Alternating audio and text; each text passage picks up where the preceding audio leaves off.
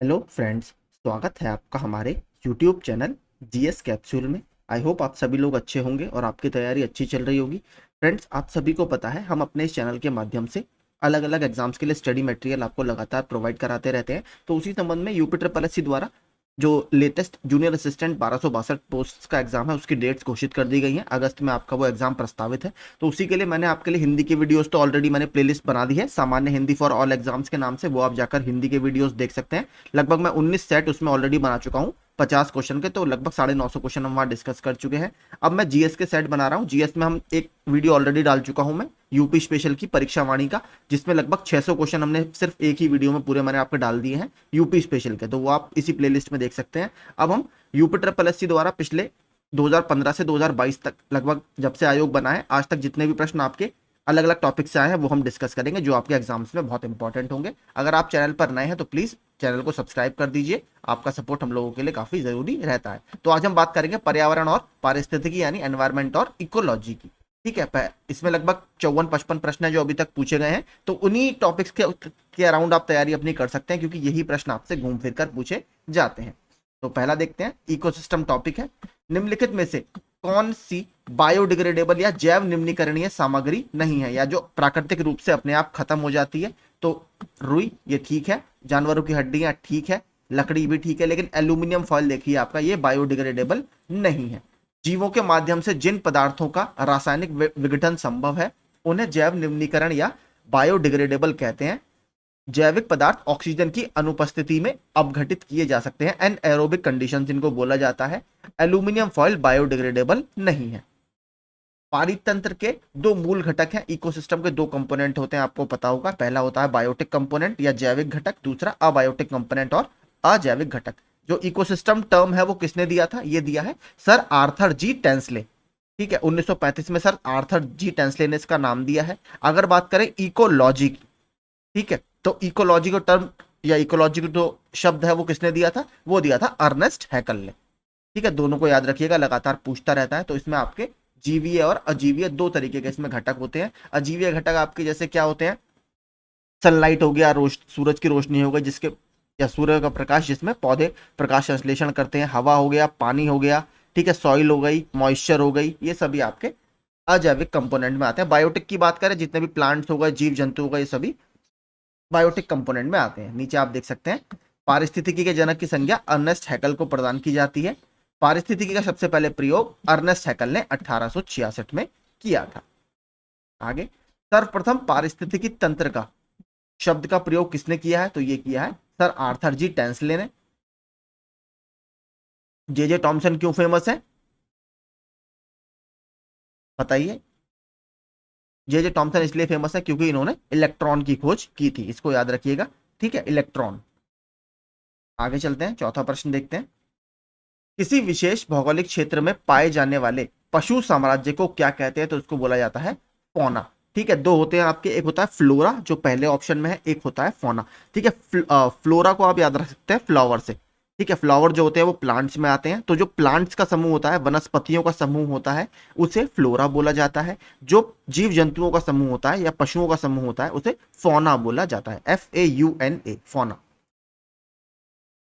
ठीक है, नीचे आप पढ़ भी सकते हैं। निम्नलिखित में से कौन सा अजैविक नहीं है? तो अजैविक कौन सा नहीं है? देखिए, मैंने आपको बताया था दो कंपोनेंट होते हैं, बायोटिक और अबायोटिक। तो बायोटिक में आ गए आपका सनलाइट, पानी, हवा, ये सभी आपके बायोटिक में आएंगे, ए, बी और सी। लेकिन डी जो है आपका, ये आपका बैक्टीरिया, फंजाई जो है, ये आपका बायोटिक कंपोनेंट में आएगा। ठीक है, या जैविक घटकों में आएगा। नीचे आप दोनों के एग्जाम्पल भी पढ़ सकते हैं। जैविक घटकों के अंतर्गत पर्यावरण में रहने वाले सभी जीव जंतु सम्मिलित है, जिनमें जलचर, नभचर एवं स्थलीय जीव आते हैं। इसके अलावा आपके जितने प्रकाश हो गया जो मैंने आपको ऊपर बताया, वो सभी अजैविक घटकों में आते हैं। टर्म जरूर याद रखिएगा, सर एजी टेंसले ने टर्म दिया है। अब बात करते हैं पर्यावरण संरक्षण, एनवायरमेंटल प्रोटेक्शन, जिसमें अलग अलग दुनिया ने क्या एफर्ट्स किए हैं। उस आंदोलन की पहचान करें जो वनों के बारे में आम जनता की जागरूकता का जीवंत उदाहरण है। तो कौन सा आंदोलन है? तो यह है चिपको आंदोलन। कहां पर हुआ था? ये उत्तराखंड में हुआ था। यहां पर आप पूरा पढ़ सकते हैं। चिपको आंदोलन वर्ष 1973 में उत्तर प्रदेश के चमोली जिले, जो कि अब उत्तराखंड है, एक शुरू हुआ एक अहिंसक आंदोलन था। इस आंदोलन के नेतृत्वकर्ता सुंदरलाल बहुगुणा तथा चंडी प्रसाद भट्ट जी थे। हाल ही में मई 2021 में इस आंदोलन के प्रमुख नेता सुंदरलाल बहुगुणा की कोविड-19 के कारण मृत्यु हो गई थी। 2021 की न्यूज है। ठीक है, तो बाकी देखिए, और इसके अलावा और भी बहुत इंपॉर्टेंट आंदोलन है। विश्नोई आंदोलन है जो राजस्थान में हुआ था। विश्नोई कम्युनिटी अभी भी वहां पर पाई जाती है। साइलेंट वैली प्रोजेक्ट केरल का था। जंगल बचाओ आंदोलन ये बिहार का था। अप्पिको आंदोलन ये कर्नाटक में हुआ था। अप्पिको का मतलब होता है गले लगाना, जैसे चिपको में पेड़ों से चिपक कर पेड़ों की रक्षा की गई थी कि इन्हें मत काटिए, ऐसे ही कर्नाटक में जो कन्नड़ भाषा है उनमें उसमें अप्पिको का मतलब होता है गले लगाना। तो वहां पर पेड़ों को गले लगाकर उनके प्रति अपनी संवेदना दिखाई गई थी। नर्मदा बचाओ आंदोलन जिसमें मेधा पटकर वगैरह काफी ज्यादा फेमस थे, बाबा आमटे वगैरह, तो ये सभी नर्मदा बचाओ आंदोलन से लिंक्ड है जो मध्य प्रदेश में हुआ था और गुजरात में। सरदार सरोवर डैम वहां पर बन रहा था, वो सभी आपको पता ही होगा।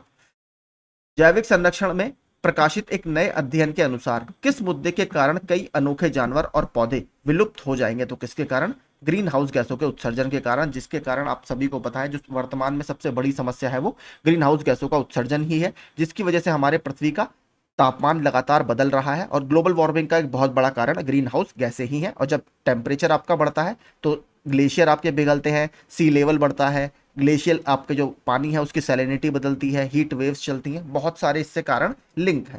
ठीक है, तो इसकी वजह से हर पौधा अपने आप को इतनी जल्दी अडेप्ट नहीं कर पाएगा, ये जीव जंतु इतनी जल्दी इसके अनुसार ढल नहीं पाएंगे और उनसे उनके विलुप्त होने का खतरा बहुत ज्यादा है। आईपीसीसी की जो रिपोर्ट आती है, inter governmental panel on climate change, जो उनकी AR करके रिपोर्ट आती है, असेसमेंट रिपोर्ट, उसमें ये बातें की जाती हैं।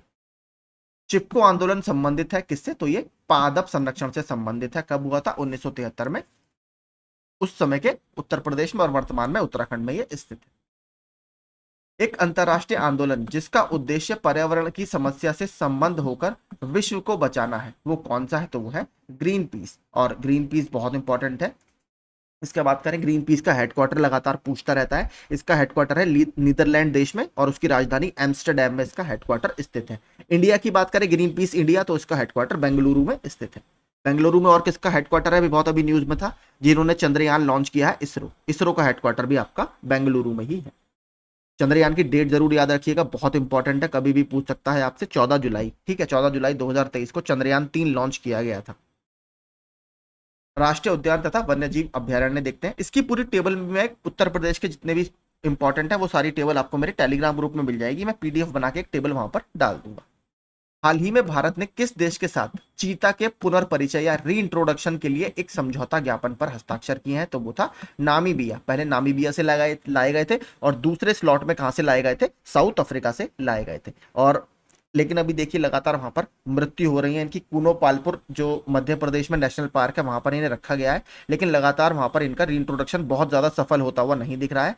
अभी दो परसों आई थिंक एक और चीते की वहां पर डेथ हो गई है। तो सरकार ने इस पर टास्क फोर्स भी गठित की है जो उसकी जांच अब करेगी। उसमें कहा जा रहा है उनका जो कॉलर, रेडियो कॉलर कॉलर पहनाया जाता है, बार बार गर्दन हिलाने के कारण उसके गले पर रगड़ लग गई थी, जिसकी वजह से वहां पर घाव हो गया और जो वहां के वन रक्षक वगैरह थे या जो भी फॉरेस्ट ऑफिशियल थे वो उस पर ध्यान नहीं दे पाए और उसमें इन्फेक्शन हो गया, जिसके कारण उसकी डेथ हो गई। तो इस तरीके की चीजों से जितना बचा जाएगा उतना अच्छा है और अच्छे से उनका कंजर्वेशन हमें करना चाहिए।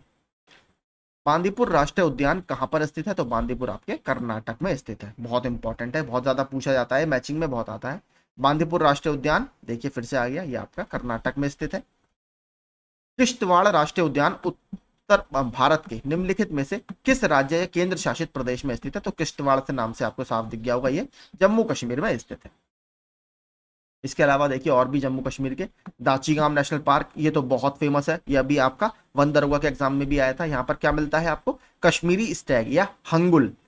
ठीक है, ये आपको दाचीगाम नेशनल पार्क में मिलेगा। Salim Ali national park, Kaziranga Kazinag national park आदि जम्मू कश्मीर के स्थित नेशनल पार्क है। भरतपुर में स्थित पक्षी अभ्यारण्य राष्ट्रीय उद्यान का क्या नाम है? तो पहले इसको भरतपुर पक्षी अभ्यारण्य के नाम से जाना जाता था, अब इसका नाम क्या है आपका? केवलादेव घाना राष्ट्रीय उद्यान, ऑप्शन सी। काजीरंगा राष्ट्रीय उद्यान कहां पर है? तो ये असम में है। किसके लिए फेमस है? एक सींग वाले गैंडों के लिए फेमस है। इसके अलावा असम में एक और बहुत इंपॉर्टेंट कौन सा है? वो है मानस नेशनल पार्क, वो भी याद रखिएगा। काजीरंगा राष्ट्रीय उद्यान असम में स्थित है। कान्हा नेशनल पार्क मध्य प्रदेश में है। पेरियार नेशनल पार्क केरल में है।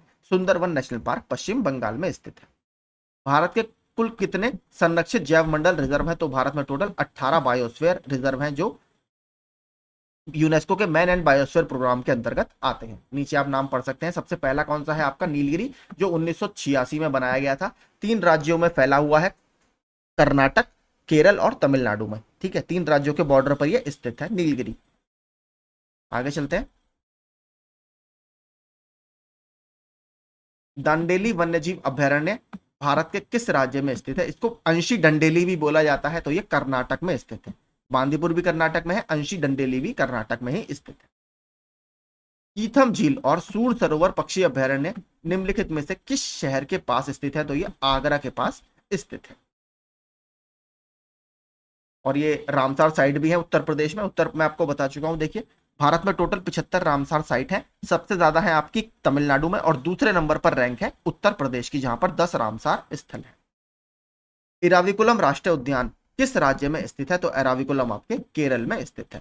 बहुत ज्यादा इंपॉर्टेंट है। क्यों? क्योंकि यहाँ पर आपको नीलगिरी तहर, ठीक है, एक पहाड़ी बकरी होती है नीलगिरी तहर, वो हमें यहाँ पर देखने के लिए मिलती है। और तमिलनाडु राज्य का वो स्टेट एनिमल भी है, तमिलनाडु का वो राजकीय पशु भी है। वो एराविकुलम नेशनल पार्क में ही आपको देखने के लिए मिलेगा। नेशनल पार्क केरल में है, लेकिन वो स्टेट एनिमल कहाँ का है?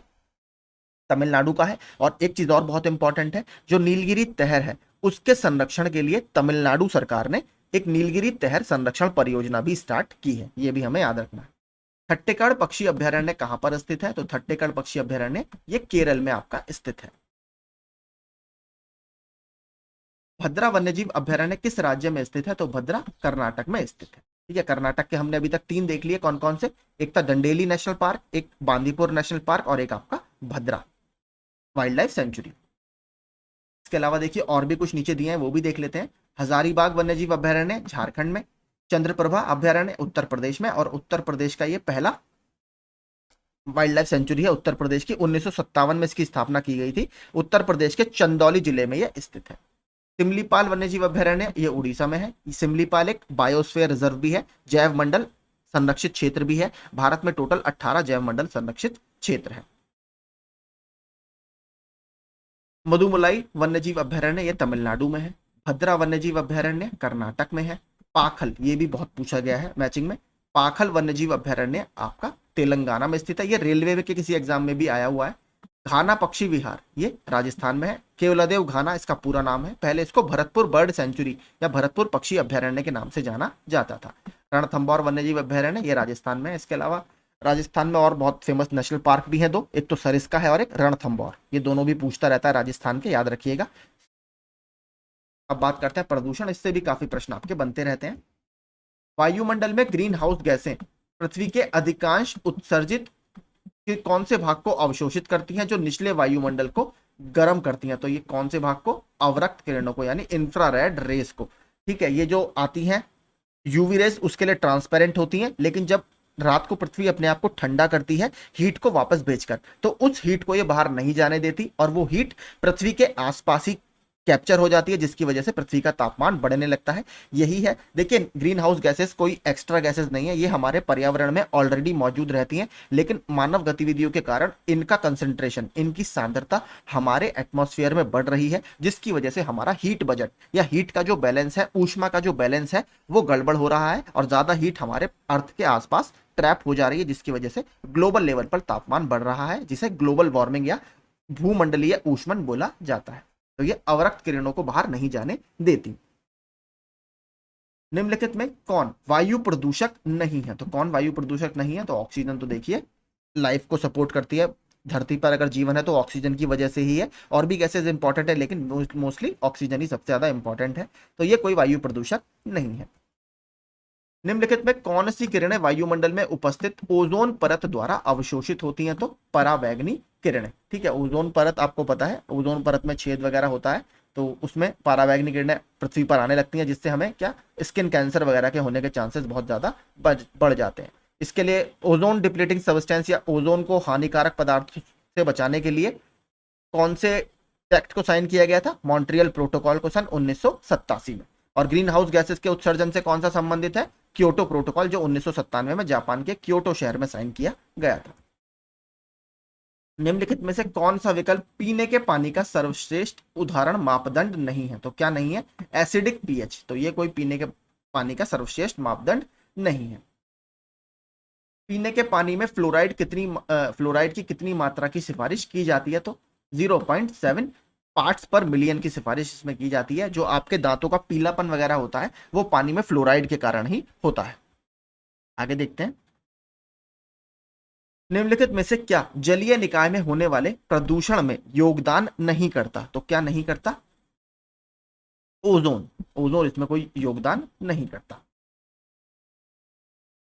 आगे, वनों की कमी, नगरीकरण और प्रदूषण का बढ़ना सभी निम्नलिखित किस कारण से है? तो किसके कारण से है? ये जो हमारे यहाँ पॉपुलेशन का प्रेशर है बहुत ज्यादा है, जनसंख्या का जो दबाव है बहुत ज्यादा है, जिसकी वजह से मानव बस्तियां बनाने के लिए जंगल काटे जाते हैं, क्योंकि जो किसी भी देश का क्षेत्रफल सीमित होता है और उस क्षेत्रफल को आप बढ़ा नहीं सकते। जो ऑलरेडी आपके पास क्षेत्रफल है वहीं पर आपको उनके रहने की व्यवस्था करनी पड़ती है। इसी वजह से आबादी का बढ़ना डिफॉरेस्टेशन का एक महत्वपूर्ण कारण माना जाता है। पार्थेनियम को किस जैव एजेंटों का उपयोग करके नियंत्रित किया जा सकता है? तो किसका? जाइग्रोग्रामा बिकोलाराटा। ठीक है, याद रखिएगा, जाइग्रोग्रामा बिकोलोराटा, ये इंपॉर्टेंट है, बहुत नया प्रश्न है, देखिए काफी अच्छा प्रश्न है। पार्थेनियम को जाइग्रोग्रामा बिकोलोराटा एजेंटों का प्रयोग करके नियंत्रित किया जाता है। पार्थेनियम या गाजर घास आयातित गेहूं के साथ आने वाली प्रजाति है जो परागकर एलर्जी के कारण होती है। गाजर के जैसे दिखने के कारण इसे गाजर घास के नाम से जाना जाता है। तो इंपॉर्टेंट है, देखिए प्रश्न, कृषि प्राविधिक की भर्ती भी आने वाली है तो इस तरीके के प्रश्न उसमें पूछे जा सकते हैं। निम्न प्रदूषण एजेंटों में से कौन सा एजेंट ओजोन परत में छेद बनाने के लिए जिम्मेदार है? तो कौन सा है? क्लोरोफ्लोरोकार्बन। इसके लिए क्या साइन किया गया था? मैंने आपको बता दिया, मॉन्ट्रियल प्रोटोकॉल सन 1987 में इसको रोकने के लिए साइन किया गया है। खतरनाक कचरों में पाए जाने वाले दो रासायनिक पदार्थों के प्रत्यक्ष प्रभाव के फलस्वरूप मृत्यु हो सकती है, वे पदार्थ कौन कौन से हैं? तो आपके जो वेस्ट होता है उसमें दो ऐसे कौन से पदार्थ हैं जिनके कारण आपकी डेथ भी हो सकती है? तो देखिए, एक तो बहुत ही भयानक है आपका साइनाइड और दूसरा आपका क्या है? मरकरी। ठीक है, मरकरी के कारण आपको पता भी है जापान में कौन सी डिजीज हुई थी? मीना माता डिजीज। निम्नलिखित में से कौन सा विकल्प मेथेन के उत्सर्जन का स्रोत नहीं है? तो क्या नहीं है? आपके मोटर वाहन से आपकी मेथेन वगैरह नहीं निकलती है, ज्यादातर आपके पैडी फील्ड्स जो है, जो धान के खेत होते हैं, वहां से बहुत ज्यादा ये उत्सर्जित होती है। आगे देखते हैं। अभी हाँ, मेथेन से संबंधित एक बहुत इंपॉर्टेंट है, अभी मैंने एक क्विज डाला था कम्युनिटी में कि मेथेन बेस्ड लिक्विड ऑक्सीजन या मेथेन बेस्ड तरल ऑक्सीजन से किसने पहला रॉकेट लॉन्च किया है, कौन से देश ने? तो वो किया है चीन ने। इसको आप याद रखिएगा, चीन ने मेथेन बेस्ड अभी एक प्रोपेलेंट बनाया है, उसकी हेल्प से उन्होंने एक रॉकेट लॉन्च किया है और ऐसा करने वाला वो दुनिया का पहला देश बन गया है। वहां की कोई प्राइवेट कंपनी है, उन्होंने इसको डेवलप किया है। ठीक है, आगे चलते हैं। फ्लाई ऐश है, तो फ्लाई ऐश क्या है? तो फ्लाई ऐश एक जो आपके पावर प्लांट वगैरह होते हैं, जो थर्मल पावर प्लांट होते हैं जहां से बिजली वगैरह बनती है, वहां से निकलने वाले राख के छोटे छोटे कण जो होते हैं, जो हवा के साथ बहुत दूर दूर तक उड़ते हुए चले जाते हैं, इन्हें फ्लाई ऐश बोला जाता है। ताजमहल को किसके प्रभाव का खतरा है? ताजमहल का रंग पीला पड़ने लगा था, आपने देखा होगा, तो इसी वजह से वहां पर वाहनों का आना जाना बंद कर दिया था, वहां पर TTZ बनाया गया था, टास ट्रेपेजियम जोन। तो सल्फर डाइऑक्साइड के कारण उसका रंग पीला पड़ रहा था। कॉलीफॉर्म जीवाणुओं की संख्या निम्नलिखित में से किसके बारे में एक अनुमान प्रदान करती है? तो ये नदी के जल के सूक्ष्मजीवी संदूषण या जो बैक्टीरिया वगैरह उसमें होते हैं उसका ये एक हमें इंडिकेटर देती है। आपने देखा होगा जब भी गंगा वगैरह के पानी के टेस्ट करते हैं तो उसमें कॉलीफॉर्म जीवाणुओं की बात हमेशा आती है। भूक्षरण किसके द्वारा रोका जा सकता है? तो ये किसके द्वारा रोक सकते हो आप? वनारोपण के द्वारा। इसी तरीके का प्रश्न आपका उसमें भी पूछा गया था अभी मृदा संरक्षण के उसमें, वन दरोगा में, तो ऐसे ही प्रश्न आपसे बार बार पूछे जाएंगे UPSSC के द्वारा। हरित गृह प्रभाव और जलवायु परिवर्तन, ये टॉपिक से तो एक प्रश्न आपका जरूर बनेगा। ग्लोबल वार्मिंग का अपेक्षित परिणाम है, तो क्या है? ये सभी मतलब समुद्र के स्तर में वृद्धि, तटीय रेखा में परिवर्तन और फसल पैटर्न में परिवर्तन। ये बिल्कुल ठीक है, क्योंकि तापमान वगैरह आपका बदल रहा है लगातार, जिसकी वजह से बहुत सारी चीजों में परिवर्तन आ रहा है। नीचे और भी आप देख सकते हैं, घटती हिमरेखा और पिघलते ग्लेशियर, जिसकी वजह से ही आपका समुद्र के स्तर में वृद्धि होगी और वर्षा तथा सूखा, यानी बारिश भी बहुत ज्यादा होगी। इसको बोला जाता है एक्सट्रीम वेदर इवेंट्स, यानी बारिश भी होगी तो बहुत ज्यादा होगी, सूखा पड़ेगा तो बहुत समय तक, सूखा भी बहुत लंबा पड़ेगा। निम्नलिखित में कौन सी ग्रीन हाउस गैसें हैं, तो कौन कौन सी ग्रीन हाउस गैसें हैं, तो इस सारी की सारी ग्रीन हाउस गैस की श्रेणी में आती हैं, मेथेन, ओजोन और कार्बन डाइऑक्साइड। अंटार्कटिका के डूम्सडे ग्लेशियर का मूल नाम क्या है, जो हाल ही में चर्चा में रहा था, उस समय करंट अफेयर्स का प्रश्न होगा, तो थ्वाइट्स ग्लेशियर इसका नाम है। तो इस तरीके के प्रश्न देखिए पूछेगा आपसे, तो करंट अफेयर्स भी आपसे पूछेगा, उसमें लिखा है आपके सिलेबस में बाकायदा कि करंट अफेयर्स के प्रश्न भी आपसे पूछे जाएंगे, तो आप जरूर देख के जाइएगा। निम्नलिखित में कौन सी ग्रीन हाउस गैस नहीं है, तो कौन सी नहीं है, आपकी नाइट्रोजन जो है वो ग्रीन हाउस गैस नहीं है। हमारे एटमॉस्फेयर में सबसे ज्यादा नाइट्रोजन ही पाई जाती है, लगभग 78% के आसपास।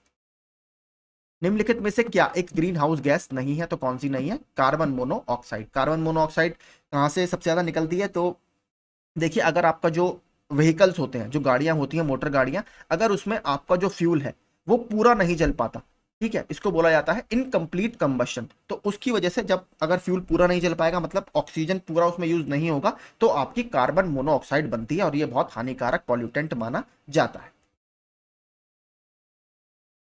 निम्नलिखित गैसों में से कौन सी ग्रीन हाउस गैस नहीं है, तो आपकी ऑक्सीजन कोई ग्रीन हाउस गैस नहीं। कृषि के ग्रीन हाउस का एक तरीका जहां उन्नत ग्रीन हाउस प्रौद्योगिकी जैसे कि हाइड्रोपोनिक्स और एरोपोनिक्स का उपयोग करके शहरों में बहुमंजिला इमारतों के अंदर वाणिज्यिक रूप से व्यवहार्य फसलों की खेती की जाती है, तो क्या है आपका लंबवत खेती, ठीक है, या वर्टिकल फार्मिंग इसको बोला जाता है।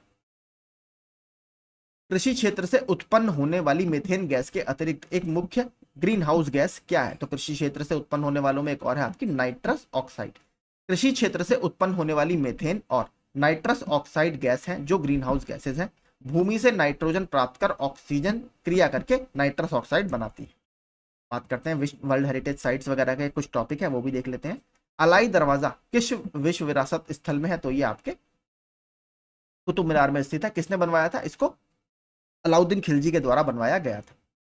कुतुब मीनार में, कुतुब मीनार देखिए मीनार एक्चुअल में सिर्फ वो मीनार नहीं है, वहां पर पूरा कॉम्प्लेक्स है, अगर आप लोग गए हो तो कुतुब मीनार का पूरा परिसर है, उसी परिसर में ये अलाई दरवाजा स्थित है। कुतुब मीनार का निर्माण 3 शासकों ने टोटल मिलकर करवाया है। स्टार्ट कराया था कुतुबुद्दीन ऐबक ने, उसके बाद उसको पूरा कराया इल्तुतमिश ने, उसके बाद उसके ऊपर बिजली गिर गई थी तो ऊपर की 2 मंजिलें उसकी खराब हो गई थी, तो उसकी 2 मंजिलों को बनवाया था फिरोज शाह तुगलक ने। इसके नाम पर रखा गया है नाम इसका, एक बहुत फेमस सूफी संत थे कुतुबुद्दीन बख्तियार काकी, उनके नाम पर इसका नाम रखा गया है कुतुब मीनार। भारत देश का विश्व धरोहर स्थलों में संख्या के आधार पर कौन सा स्थान है, तो देखिए प्रश्नकाल में स्थान था 7वां, अब अगर वर्तमान में बात करें तो भारत का स्थान है इसमें 6ठा, ठीक है, 6ठा याद रखिएगा, वर्ल्ड हेरिटेज साइट के हिसाब से 6ठा स्थान भारत का इस समय है। आगे देखते हैं पर्यावरण से अलग अलग टॉपिक्स से कुछ। जुलाई 2022 में कॉफी बोर्ड ने कॉफी फसलों की जलवायु प्रतिरोधी किस्मों को विकसित करने के लिए किसके साथ एक समझौता ज्ञापन पर हस्ताक्षर किए हैं, तो इसरो के साथ इन्होंने ये हस्ताक्षर किए हैं। और इसमें देखिए एक चीज याद रखिएगा, यही प्रश्न आपसे एग्जैक्टली ये नहीं पूछे जाएंगे, प्रीवियस ईयर क्वेश्चन में इसलिए आपको करा रहा हूं। इसका फायदा ये होता है कि किन किन टॉपिक्स पर आपको मेहनत करनी है। आप देखेंगे लगातार ग्रीन हाउस गैसेस से प्रश्न पूछे जा रहे हैं, डिस्कवरी से प्रश्न पूछे गए हैं आपके, तो इस तरीके के प्रश्न आपसे बार बार यही UP triple S C topic से जिन पर प्रश्न पूछता है, पॉल्यूशन वगैरह हो गया, तो ये सब आप बार बार अच्छे से तैयार कर सकते हैं। यूएनएट ट्रिपल सी का अर्थ निम्नलिखित में से क्या है, तो ये है United nation framework convention on climate change. तो आपका ऑप्शन बी हमारा यहाँ पर ठीक होगा। कब बना था ये, 1992 में जो हमारी रियो अर्थ समिट हुई थी ब्राजील के रियो डी जेनेरियो में, वहां पर यह बनाया गया था। और कब से आया ये प्रभाव में, तो ये प्रभाव में आया है आपका 1994 में। डेट भी देखिए इसकी याद करने की ट्रिक मैं आपको बता देता हूं, जिस दिन हमारा अंतरराष्ट्रीय वानिकी दिवस होता है या इंटरनेशनल डे ऑफ फॉरेस्ट होता है 21 मार्च को, तो 21 मार्च 1994 को ये लागू हुआ था। पर्यावरण वन एवं जलवायु परिवर्तन मंत्रालय ने अक्टूबर 2019 में भारत में इनमें से किस दुर्लभ और लुप्तप्राय प्रजाति की संख्या की गणना करने का पहला राष्ट्रीय प्रोटोकॉल आरंभ किया था, तो कब किया था, 2019 में। तो ये है हमारा हिम तेंदुआ या स्नो लेपर्ड, ठीक है। इसके लिए सरकार ने एक प्रोजेक्ट सिक्योर भी स्टार्ट किया है, ठीक है, प्रोजेक्ट सिक्योर हिमालय, याद रखिएगा, वो हिम तेंदुओं के संरक्षण से संबंधित है। निम्नलिखित में से किसके परिणाम स्वरूप पानी की गुणवत्ता में गिरावट आई है? किसके कारण? गंदे पानी का सही से निपटान ना करना। पूरी गंगा में सबसे बड़ी दिक्कत यही है, जो हमारे यहाँ वेस्ट वाटर गंगा में जाता है, उसकी वजह से जो गंदा पानी है वो आपका एक तरह से प्योर वाटर जो है वो खराब होने लगता है। भारत में ऐसा कौन सा पहला और एकमात्र राज्य है जहां पर छत और बरसात के पानी के संग्रहणों का ढांचे का निर्माण सभी घरों के लिए अनिवार्य है? तो तमिलनाडु में रेन वाटर हार्वेस्टिंग आपकी अनिवार्य है। ठीक है, तमिलनाडु में। और बहुत अच्छा इनिशिएटिव है, देखिए होना भी चाहिए, बारिश में बहुत सारा पानी हम यूज कर सकते हैं। हाल ही में उत्तर प्रदेश राज्य का नाम Guinness book of world record में मुख्यमंत्री अखिलेश यादव द्वारा चलाए गए किस अभियान के लिए दर्ज किया गया था? Clean UP green UP. इसमें बहुत ज्यादा पौधों का वृक्षारोपण किया गया था, लगभग 10 लाख। अब तो करोड़ों में पौधे हमारे यहाँ लगाए जाते हैं अलग अलग वीक्स में या अलग अलग फेस्टिवल्स पर। नगर पालिका के कूड़े कचरे के एक बड़े फर्नेस में जलाए जाते हैं, इन फर्नेस को क्या कहा जाता है? ये यूपीएससी में भी पूछा गया था। इनको बोला जाता है इनसिनरेटर। ठीक है, incinerator, option C. Global footprint network की स्थापना किस वर्ष हुई थी? तो ये 2003 में हुई थी। देखिए ऐसे फैक्चुअल प्रश्न बहुत ज्यादा पूछे जाते हैं, तो ईयर आप सीधे सीधे इनका याद जरूर करके जाइएगा। इसका हेडक्वार्टर कहां पर है ग्लोबल फुटप्रिंट नेटवर्क का? ये है आपका ऑकलैंड, कैलिफोर्निया में।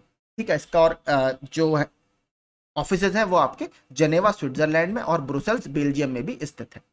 ठीक है, ब्रसेल्स और एक वजह से फेमस है। ब्रसेल्स क्यों फेमस है? यहाँ पर नेटो का हेडक्वार्टर भी है। नेटो का लेटेस्ट मेंबर कौन बना है? फिनलैंड। हाल ही में किस राज्य ने चिड़ियाघरों एवं हिरण उद्यानों में जंगली जानवरों के अधिग्रहण की योजना शुरू की है? तो उस समय ये न्यूज में होगा, तो हरियाणा ने शुरू की थी। मार्च 2018 तक उपलब्ध जानकारी के अनुसार किस राज्य में नवीकरणीय ऊर्जा स्रोतों का उपयोग कर 12.3 गीगावाट कुल बिजली का उत्पादन करने की क्षमता है? तो ये कर्नाटक में है। ठीक है, यही देखिए हमारे सारे पर्यावरण और पारिस्थितिकी से संबंधित प्रश्न है जो अभी तक यूपी ट्रिपल एससी की विभिन्न भर्ती परीक्षाओं में पूछे गए हैं। तो आई होप आपको ये सेशन पसंद आया होगा। इन टॉपिक्स के अराउंड आप अपनी जूनियर असिस्टेंट की तैयारी कर सकते हैं। तो सिलेबस में आपके लगभग 20 प्रश्न है जो आपके कराए जाएंगे। अभी मैं आपके लिए और भी बहुत सारे वीडियोस लगातार लाऊंगा। आपका एग्जाम अब आ चुका है, डेट घोषित की गई है, तो मैं जल्दी जल्दी वीडियोस आपके लिए लेकर आऊंगा जीएस के। हिंदी का तब तक अभी तक आपने अगर नहीं देखा है तो हिंदी के प्लीज आप वीडियो देखते रहें, साथ साथ हिंदी के वीडियोज भी मैं डालता रहूंगा। ठीक है, अगर वीडियोस पसंद आते हैं तो प्लीज हमारा चैनल सब्सक्राइब जरूर कीजिएगा। Thank you so much.